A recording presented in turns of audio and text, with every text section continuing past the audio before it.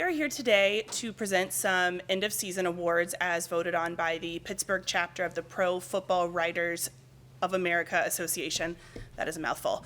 The first award that we are giving out is the Chief Award, named to in honor of Steelers founder, Arthur J. Rooney Sr., and it is given annually to the member of the Steelers organization that best exemplifies the spirit of cooperation with the media that Art Rooney Sr.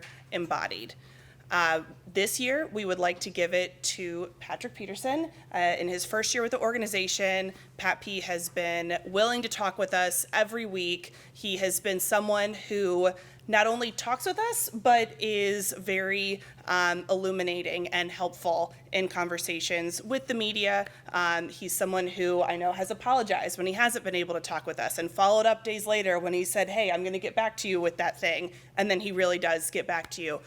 So doing this job is not easy, as we all know, and it's a lot easier when we have someone that is willing to give their time to us and share their insights. So thank you, Pat P. Appreciate that, bro. Thank you very much. First and foremost, I would like to say it's an honor to be receiving this award. This is my second, I guess, award that I've received from a team, regarding the media. I appreciate you guys, first and foremost as well, because you guys make my job easier on getting the message out, and for the viewers and listeners to see the point of view that I'm coming from. Obviously, the past winners, like Cam Hayward, Joe Hayton, we got Ryan Clark, all of those guys embodied the spirit and cooperating with you guys whenever that they needed to be needed. So, again, this is my first year here. It's a pleasure to have received this award, and I just want to try to leave this organization in good hands and lead by a good example for these young pups. So I appreciate it again, guys. You can clap. Pat, have you always been this way, or did somebody kind of show you the ropes on how to deal with us? Well, I was very fortunate to be with a future Hall of Famer in Larry Fitzgerald. I had the opportunity to watch him work each and every day, not only on the field, but in the locker room, how he interacts with the media, not only with the media, but whoever he crossed paths with. He's just a guy that really, really is a people's person. And seeing that for 10 years, it was just easy for me to kind of follow suit. And like I said, that was something that he did for me without me even asking. That was just me just watching from afar. And that's kind of how I've always been, by leading by an example, for like I said, for great young guys that's on the up and rising as well. Pat, Harbaugh announced today that Humphrey's playing. You're doing your podcast with Brian McFadden. Is this something that you want to do? I know you have a few years left, but is this something that you kind of want to get into afterwards? Yeah, this is something I definitely see myself doing once I'm done with football, because I want to stay engaged with the game. I still want to be able to give, my insight. And I feel like having so much experience, I had the opportunity to watch the league change a couple times, so I feel like I can speak on those topics, speak on what players' point of views are after wins, after losses, what are coaches' messages. That's some of the things I feel that the everyday listeners are looking for, and for me to be in a position to be able to provide that at a high level, that's something I definitely want to look into after once I hang the cleats up. Pat, Harbaugh announced that Huntley's playing today. I don't know how many of the other guys aren't playing, but what are your thoughts on Raven, no Lamar Jackson Saturday in Baltimore? Hey, man, Coach said it best. We do not care. We can't care. We have to worry about the Pittsburgh Steelers. We also know that there's a lot on the line for us. We have to win this game to continue to give ourselves a shot know we need help from other teams, but all we can do is worry about us. So that's their problem. We can care less that they have them. That's the decision that they made, and we have to go out and play the best game that we can play to put ourselves in a position to capture a W. Pat, how much of you do you see in the guy that's going to be talking after you? Man, I see a lot of joy, man. We talk about it all the time. I can remember when I played with his dad, and I had those number one matchups, having those responsibilities week in and week out.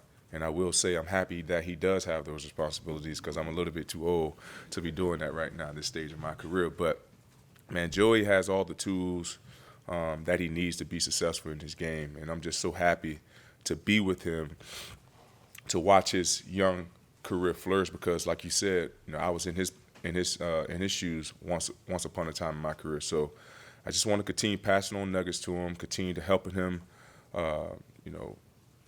being a pro, find his regiment, find his routine. So, once next year comes rolling around, he can hit the ground running and finish the season off where he left. Pat, did you think that you would like safety as much as you did? Man, that's a good question.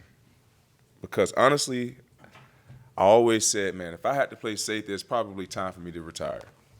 But I will say, man, playing safety, it gives me so much more joy because it's something that I never done before. It just gives me that. It makes, to me, coming to work that much more fun, because it's something different, for me. So I'm still getting my feet wet back there. We'll see, where it goes from here. I will say I'm getting comfortable back there. And I tease with the guys every once in a while that, I was a corner once upon a time, so I won't let a ball get over your head. So trust me, I got your back, So, but we'll see what happens after this week and moving forward. Now, you talked a lot with us about adjusting. You just mentioned that, whenever you felt like you were playing safety, it was time to retire. Yeah. Obviously, does it add maybe more years onto the end of your career? I know you've got another year under contract, obviously, but is that something that now that door that has maybe opened to extend how long you want to play? I think it does. Brooke, coming into this season and into year 13, I knew, obviously I couldn't, hit those 21 miles per hour anymore, and I knew it was going to have to eventually be an evolving door that I would have to walk through. And it just so happened that injuries, started to pile up on us in the at the safety position, and Coach Grady and Coach Tomlin told me coming in that they wanted to explore me in different positions, and I'd be doggone it happened. And those guys did a great job of preparing me for this moment. And I've been in the game for a very long time. Coach Tomlin, Coach Grady knows how much I love the game and how much I'm willing to do to help my team be successful. Pat, you talked with us a couple times about seeing the game differently at that position. The view is different. Yep. The pass to Smith and Jigba, was that like a learning experience at safety? Did you maybe need one more? Oh, yeah, the one in the end zone. Or did he just make a good throw and get it over? Man, that was that was kind of like one of those plays, and we got that same exact route in practice. It was just a little bit further down in the red zone. I believe we got it at the 8-yard line, and in the game they gave it to us at the 12. So my alignment in practice was where it was in the game, but I should have been a little bit deeper because the ball was at the 12-yard line and not the 8-yard line. So that was just not not being in the best position to make a play on that ball. Just needed a little bit more depth to force the quarterback to add a little bit more height on it. But as you see these things, you're starting to Yeah, process it. no doubt about it. Like we talked about, it's definitely a different world back there, and you have to understand the different landmarks when you have drop-in responsibilities, and that was just one of those. I just dropped down a little bit too low. Pat, were you able to give some advice to the guy next to you at safety today? And Joe, I often say he giving me all the advice. how is it different now that you've had a couple of games at that position to now work with him potentially on Saturday? Man, it makes my job that much easier because, when Mink was out, I kind of had to be the communicator because E-Row was new into the defense. He hopped on the moving train. So now it's kind of like I'm just back there playing free now. Meek is, making all the checks, making all the adjustments. I'm just being that middle field guy that's making sure nothing gets, past us. So Meek definitely makes my job, makes everybody's job much easier because we can do certain things when he is in the lineup. Anything else? I got one more. Early in the year, you were talking to us, and you were talking about Megatron and the game that you faced him early in your career, and you talked about targets, catches, Oh, yeah. yards. You were really just talking to Triv. You were talking about, well, we had it at 8 in practice, and we had it at 12, or 12 in practice, we had whatever it was. Do you have a photographic memory? Man, I love ball, man. I'm telling you. And whenever certain things, means something to me, it just sticks with me. So, I can go back to April when me and Joey was talking. And, I remember telling him that at some point in time it's going to be him and I. And here we are. You know what I mean? So I don't know if I see the future. I don't know if I, have a photographic memory. It's just I love ball and I want to continue to pour into whoever I can. Does that help you in your transition to safety, that things that mean something stick with you? Like it's easier to kind of learn things and adjust? I don't know if you guys remember this, but I said this last week, kind of joking about it, but I feel like I'm a safety at heart because I talk so, Joey will tell you, I talk so much.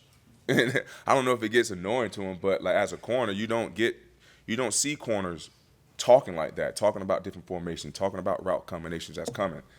That's just something that always been in me, and now being a safety is just something that comes natural.